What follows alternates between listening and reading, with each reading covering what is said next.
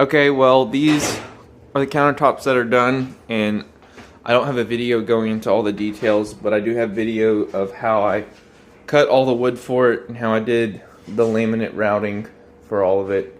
I don't have a lot of the fancy tools, and so I just have a shed that I do it in, and hopefully those videos are helpful for how it would be made. But I did want to just share a couple of, I guess, lessons learned and things that I had went through.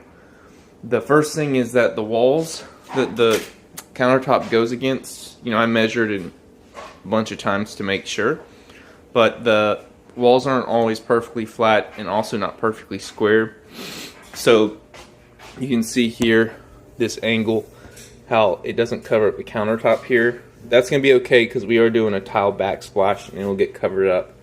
But if I wasn't, then I would have been upset about that. And it is also over here in this corner too. The second thing was when I was using the flush trim router bit, I eventually started getting a result that looked like this, and it was biting into the laminate.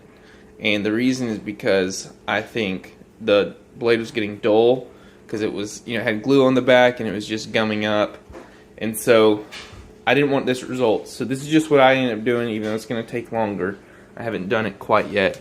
But I put this piece of laminate here, and then I ran the router bit and just ran it across as I went. So I'm left with a little lip that's about the thickness of the laminate. And I'm going to have to go back and just file all that down by hand. And it'll take time, but I'll get the exact look that I want. The other thing was I did have to double check. This was a really big sink.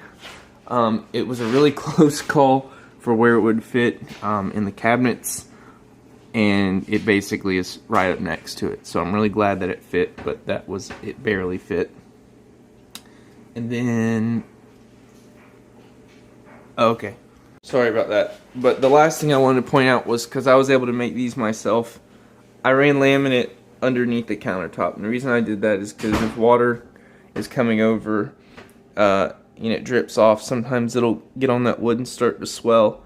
But now I don't have to worry about that. It'll still be protected here. So I have that running all underneath. And the same thing, so the dishwasher goes here, and normally you put like a steam barrier here, but I won't have to because this laminate will be protecting the wood underneath. Oh, and here's the other last thing I needed to say. You see those brackets back there?